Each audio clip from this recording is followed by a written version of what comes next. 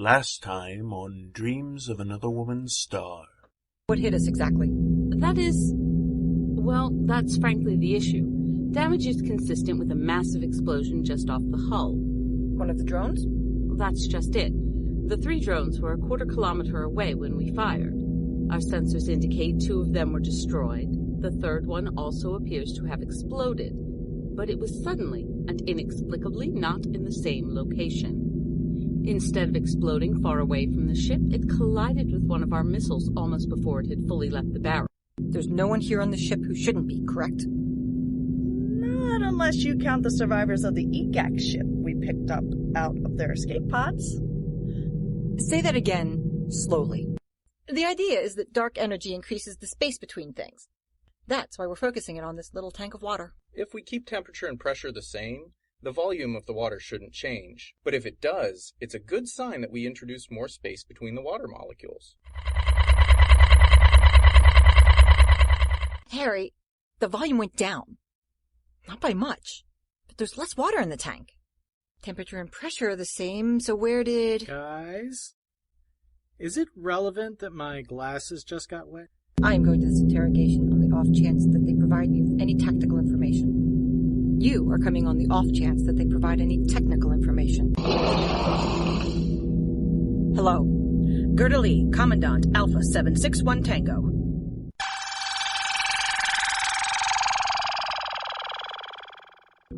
Gerda Lee, Commandant, Alpha 761 Tango. So that is a no. You won't tell us about the drones which struck the ship. Gerda Lee, Commandant, Alpha 761 Tango. We've been hailing the EEGAC Consortium to let them know we picked up survivors from your ship. Our communications have gone unanswered, so I have no reason to believe they're going to pull any punches. You might want to provide us with a strategy to use against those drones.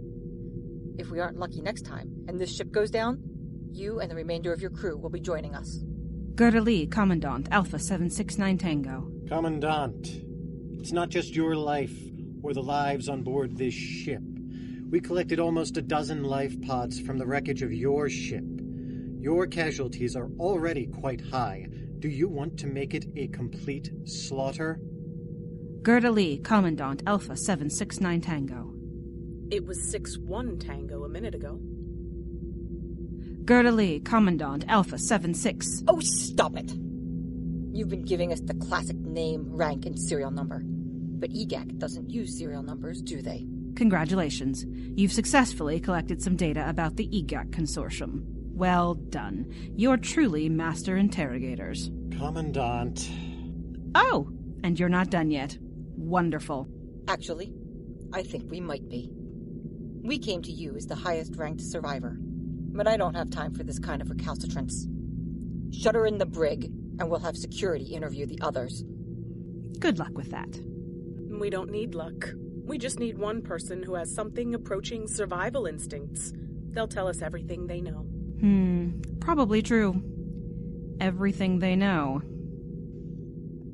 Well, that answers that question. Oh? Which question might that be? Our interviews with the remainder of your crew have gone a little more smoothly than this one. I thought the term was interrogation.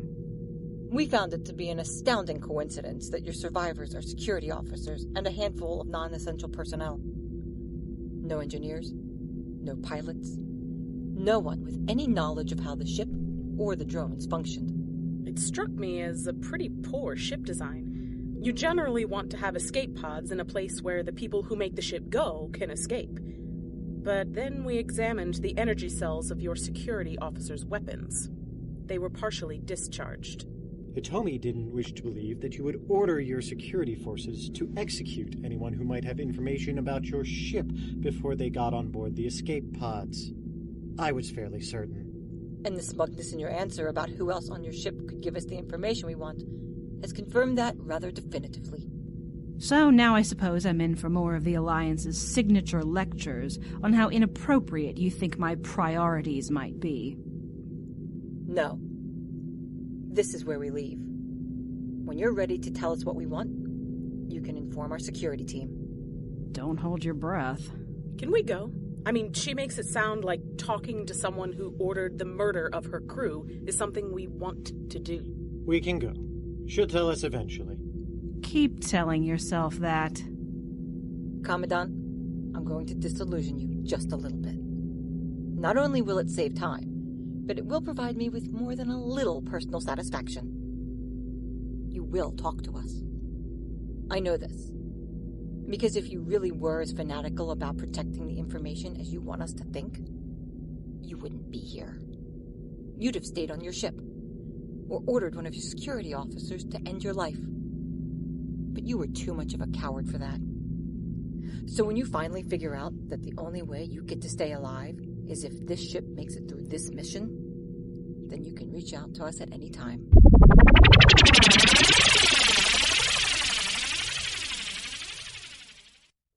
Okay, I'm really sorry, but I need you back now. Huh?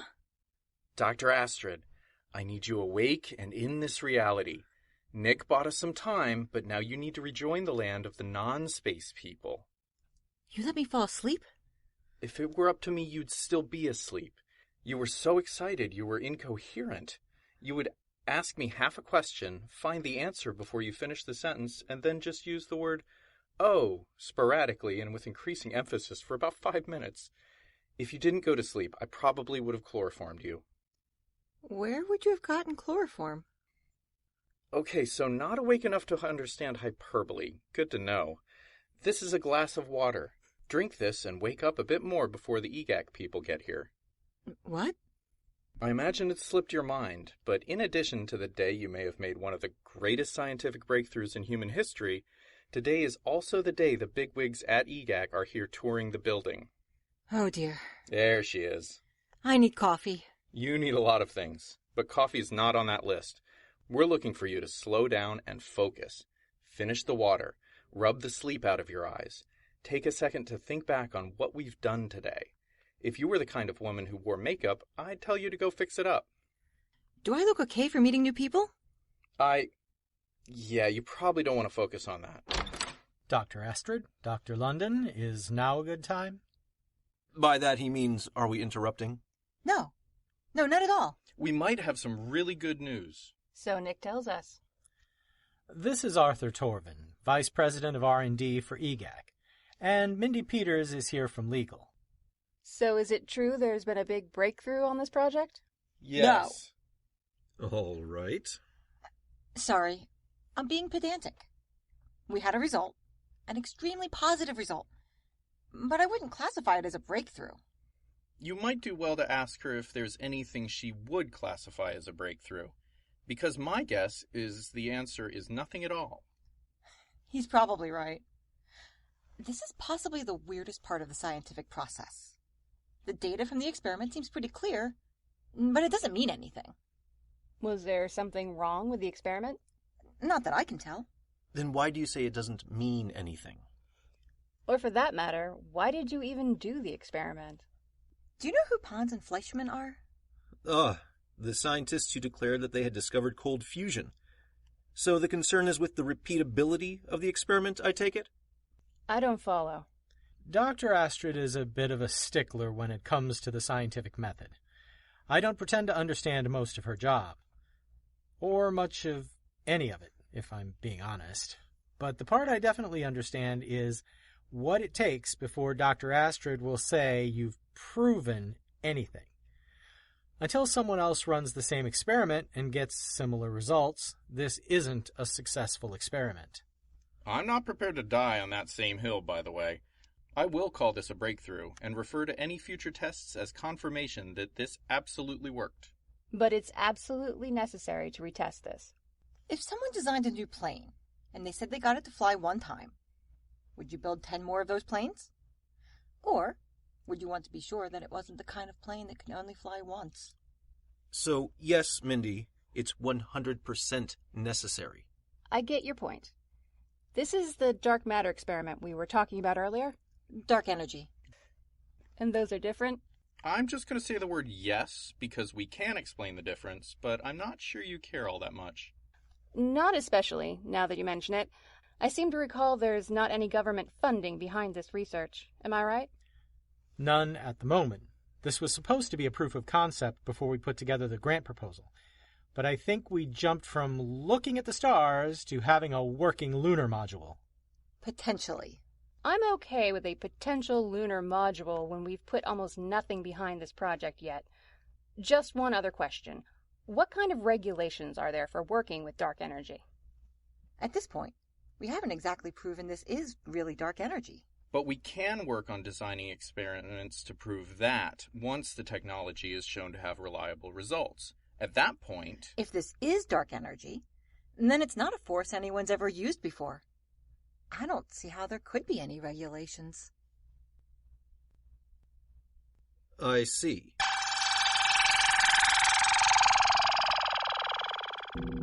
This is not the textbook way of handling a prisoner. Agreed. Captain, permission to speak freely. Dora, are you planning to say something either one of us may regret? I have no intention of regretting what I might say about this prisoner. You want to tell me what you think of Commandant Lee? I actually had some suggestions. Understood. When we're next off shift together, I want you to join me with a drink in your hand and tell me all about it when it's just two people blowing off steam over a friendly drink. You can see why that's a better option than my head of security making inappropriate suggestions about the treatment of a prisoner aboard an Alliance ship while on duty. Not that I have any direct knowledge that you were going to do something along those lines. We are clear, Captain. Good enough. Let's get this over with. What was that about? Did you hear it being about anything? I absolutely did not. I wonder why. I might hypothesize that Dora would object to any order which turns security personnel like herself into murderers. If I were the type of person who hypothesized. Ambassador Golnix, are you ready? If it's all right that I stop working very hard not to notice things I might be asked about later, then yes, let us begin. I don't know if you've done this before, but the whole concept of let her stew until she cracks doesn't work well if you don't leave me alone. This is more of a courtesy visit. When we last left, we had offered to return when you were ready to provide us with information. Well, I don't recall saying I would do that, so why are you here? To tell you the offer is off the table. Your cooperation is no longer needed. It takes 3 of you to tell me this? I'm only here for the end bit. Once your new status is made clear to you, I will take care of transferring you to a less private cell. Oh. Well, I truly appreciate that. Look, as bluffs go, this is a low-quality one. You don't need information from me anymore? You managed to parse through how the drones work in a few hours' time? Yeah, I'm skeptical. Oh, we don't know how the drones work. We simply stopped caring. Oh? And why is that? Because we blew them up. What? Blew them up. There was a threat to my ship. I dealt with it. If the drones had been something you could use at will, we would have encountered them before, so we knew you had a limited supply. Our sensors are considerably better than EEGAC's, and we located a cluster of them not far from Grovel's moon. Captain Astrid had given orders to destroy them on sight. We did. Do you know what you've done? If we don't, that's basically on you. Now, did you want to have a conversation about the transport ships? What? Not really sure what you call them, but, well, your ships are more or less designed the same way ours are. Just way worse. We have technological advances from several hundred star systems more than the EEGAC Consortium, so ship to ship we can usually outfly, outgun, and outperform you. But you have these transport ships. Whenever your fleet is about to go somewhere which requires faster-than-light travel, you hook all of your ships up to these transport vessels. The thing is, unlike your other ships, I can't tell how the transport vessels work. Specifically, the structures here, here, and here make no sense from a design standpoint. Did you want to explain that? I realize that the only reason you'd do so would be if you wanted to turn traitor and make your life more comfortable now that you're a permanent prisoner of the Alliance. Then I remembered what you did to your own crew and decided I was okay asking anyway. How many of the drones did you destroy? All of them. No, not in the cluster by the moon. There were a few being transported on the outside of some of our cargo ships. Yes. There were. You can't have blown... I did. And I've done harder things since I woke up this morning. We didn't even have to get within range of a counteroffensive. When we first met, you called this ship a floating pile of ammunition. So I don't know how you managed to underestimate us. But apparently you did. You need to patch me through to Fleet Command. Not possible. This is not a negotiation tactic. I need to speak to someone to see what the next step is now that the drones are gone. If I don't, things are going to get a lot worse than you can possibly imagine. Well, the next step was evacuation. What? They left. They attached the fleet to the transport vessels, and they retreated. They did what?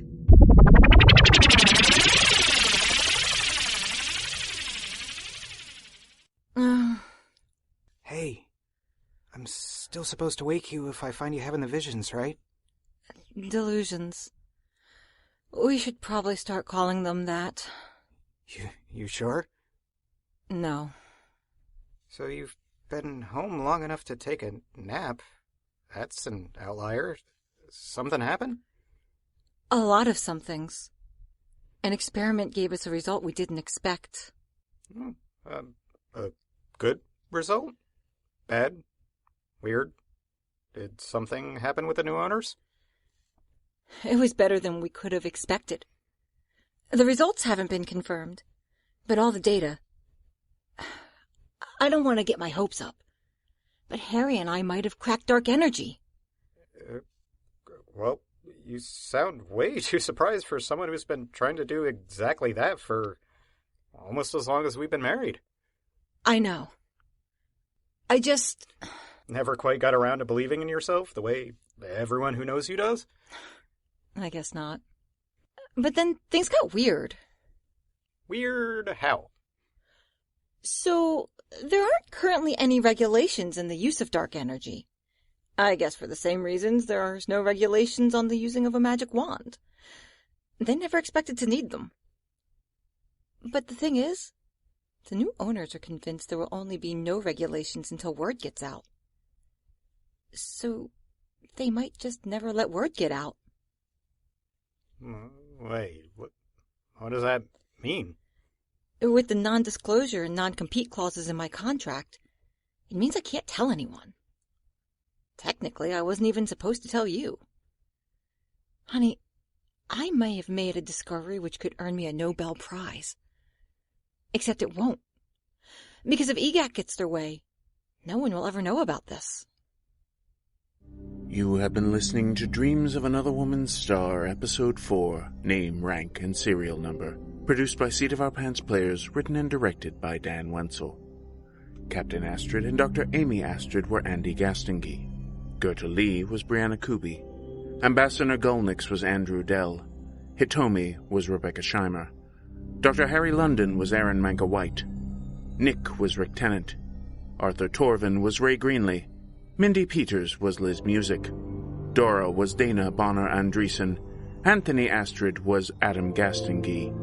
Music and sound effects by www.freesfx.co.uk. Thanks for listening, everyone. We'll talk to you later.